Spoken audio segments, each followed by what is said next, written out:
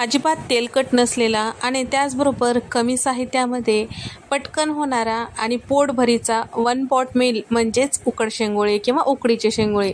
साधी सोपी पारंपरिक रेसिपी आहे. चला तर मग रेसिपीला सुरुवात करूया. इथे मी घेतलेलं आहे 4 कप इतकं ज्वारीचं पीठ आणि त्याचबरोबर यामध्ये टाकत आहे साधारण पाव कप इतकं बेसन पीठ. त्याचबरोबर इथे मी टाकत आहे 1.5 चमचा इतकं लाल मिरची पावडर, चमचाभर जिरे यामध्ये टाकलेला आहे आणि त्याचबरोबर अर्धा चमचा ओवा हातावर चुरून टाकायचा आणि तसेच बारीक चिरलेली कोथिंबीर यामध्ये टाकून घेतलेली आहे आणि 1 चमचाभर इथे मी बारीक कुटून घेतलेला लसण टाकलेला आहे. खलबत्त्यात फ्रेश कुटा म्हणजे चव छान येते शेंगोळ्याला आणि त्याचबरोबर चवीपुरतं मीठ टाकलेलं आहे. सगळं छान व्यवस्थित मिक्स करून घ्यायचं आहे. लागेल तसं पाण्याचा वापर करून ज्या पद्धतीने आपण भाकरीचं पीठ तिमून घेतो त्याच पद्धतीने, अगदी पातळ नाही किंवा अगदी घट्ट नाही, या पद्धतीने आपल्याला छान असं हे पीठ तिंबून घ्यायचं आहे. तिंबते वेळेस छान जोर देऊन तिंबायचं म्हणजे शेंगोळे छान व्यवस्थित तयार करता येतात. शेंगोळ्याचं पीठ तयार झालं की लगेच शेंगोळे तयार करून घ्यायचं, कारण जर झाकून वगैरे ठेवलं तर हे पीठ पातळ होतो आणि यामध्ये चिकटपणा सुद्धा राहत नाही.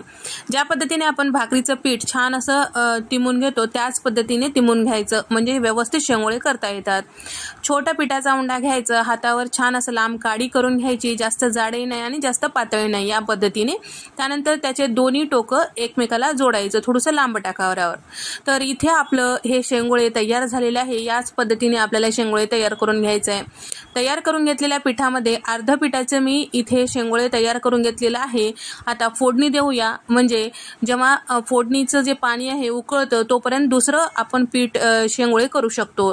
तर आता या ठिकाणी फोडणी देण्यासाठी कढईमध्ये तेल टाकून घेतलेलं आहे साधारण 5 चमचे इतकं आणि त्याचबरोबर इथे मी अर्धा चमचा मोहरी टाकून घेतलेली आहे. छान तडतडल्यानंतर इथे मी अर्धा चमचा जिरे छान फुलू दिलेला आहे. 1 चमचा बारीक कुटून घेतलेला लसण यामध्ये टाकून घेतलेला आहे आणि सोबतच बारीक चिरलेली कोथिंबीर यामध्ये टाकून घेतलेला आहे. याचा कच्चेपणा दूर झालं की यामध्ये टाकायचं आहे 2 तांबे इतकं पाणी. पाणी प्यायचा जो ग्लास असतो त्या ग्लासने साधारण 5 ग्लास इतकं पाणी यामध्ये टाकून घेतलेलं आहे. तर यामध्ये टाकत आहे साधारण छोटा चमचा इतकं लाल मिरची पावडर आणि चवीपुरतं मीठ. इथे आपल्याला पाण्यामध्ये मिरचीचं प्रमाण कमीच ठेवायचं आहे, कारण जेव्हा आपण याचं पाणी पितो किंवा खातो त्यावेळेस ठसका लागणार नाही.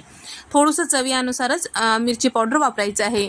आता पाण्याला छान उकळी आलं की तयार करून घेतलेले जे शेंगोळे आहेत ते टाकून घ्यायचं आहे. पाण्याला उकळी आल्यानंतरच टाकायचं हे लक्षात ठेवा. जर पाण्याला उकळी येण्याच्या अगोदर तुम्ही शेंगोळे टाकताल तर एकमेकाला चिटकून बसतात किंवा ते पाण्यात विरघळू शकतात. शेंगोळे पाण्यात टाकतो त्यावेळेस लगेचच चमचा वगैरे लावायचं नाही. 1-2 मिनिटं त्याला शिजू द्यायचं किंवा उकळू द्यायचं. त्यानंतर चमच्याने व्यवस्थित एकसारखं मिक्स करून घ्यायचं किंवा हलवून घ्यायचं. फार जोर द्यायचा नाही, नाहीतर शेंगोळे तुटू शकतात. शिल्लक राहिलेल्या पिठाचं सुद्धा इथे मी शेंगोळे तयार करून घेतलेले आहेत. सुरुवातीला जी बॅच टाकलेली होती ते छान असं थोडंसं व्यवस्थित त्याचा आकार धरला गेलेला आहे. आता यावेळेस आपल्याला शिल्लक राहिलेल्या पिठाचे जे शेंगोळे केलेलं होतं ते सुद्धा टाकून घ्यायचं आहे. तर या ठिकाणी आपल्याला हे शेंगोळे टाकल्यानंतर गॅसचा फ्लेम मोठाच ठेवायचा आहे, कुठेही छोटा करायचा नाही. इथे साधारण 5 ते 6 मिनिटांनंतर शेंगोळे पूर्ण टाकल्यानंतर पाण्याचं प्रमाण मला कमी वाटत होता, त्यामुळे 1 ग्लासभर इतकं पाणी उकळून यामध्ये टाकून घेतलेलं आहे. थंड पाणी टाकायचं नाही हे लक्षात ठेवा, गरम करूनच टाका. त्यानंतर मी थोडंसं पीठ शिल्लक ठेवलेलं होतं साधारण 4 ते 5 शेंगोळ्याचं. त्यामध्ये थोडंसं पाणी टाकून या पद्धतीने एकसारखं हे पाण्याचं मिश्रण तयार करून घेतलेलं आहे. म्हणजे आपण हे शेंगोळ्याचं जे रस्सा किंवा आंबील आहे ते छान असं व्यवस्थित दाटसर होतो आणि खात्या वेळेस सुद्धा त्याला चव छान येते. त्याने जेव्हा आपण शेंगोळे मिक्स करतो त्यावेळेस अगदी हळूवारपणे मिक्स करायचं. जास्त जोर देऊन जर मिक्स करताल तर हे शेंगोळे तुटू शकतात. मिक्स करते वेळेस चिटकून शेंगोळे जर असतील तर चमच्याने थोडंसं अलगदपणे वेगवेगळं करायचं. त्यानंतर यामध्ये तयार करून घेतलेलं पिठाचं मिश्रण टाकून घेतलेलं आहे. आता आपल्याला हे जे मिश्रण आहे छान व्यवस्थित मिक्स करून घ्यायचं आहे आणि त्याचबरोबर आता हे शेंगोळे छान असं साधारण 10 ते 12 मिनिटांसाठी गॅसचा फ्लेम मोठा ठेवून आपल्याला शिजून घ्यायचं आहे. तर या ठिकाणी शेंगोळे शिजले का नाही कसं ओळखायचं, तर शेंगोळ्याचा आकार जेव्हा आपण पाण्यात टाकतो त्यावेळेस अगदी नरम असतो. शिजलं की त्याला थोडंसं वातडपणा येतो आणि थोडंसं कडकपणा जाणवतो. त्यावेळेस समजायचं की आपले शेंगोळे छान असं शिजल्या गेलेलं आहे. तर या ठिकाणी तुम्ही बघू शकता आपण जे फोडणी दिलेलं तेल होतं साईडला सुटलेलं आहे आणि शेंगोळ्याचा आकार व्यवस्थित धरला गेलेला आहे. आणि त्याचबरोबर शेंगोळे जे आहे थोडेसे असे वातड स्वरूपात तयार झालेले आहेत. तर इथे आपले शेंगोळे तयार झालेले आहे. करायला कमी वेळ लागतो पण खायला अतिशय पौष्टिक आणि त्याचबरोबर रुचकर असतो. याचं पाणी सुद्धा पिलं तर मस्त पोटभरीचं होतो.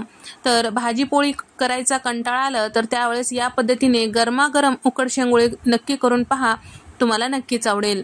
तर तुम्हाला हा व्हिडिओ आवडल्यास व्हिडिओला लाईक करा, चॅनलला सबस्क्राईब करा आणि तुम्हाला हा व्हिडिओ कसा वाटला कमेंट करून सांगा.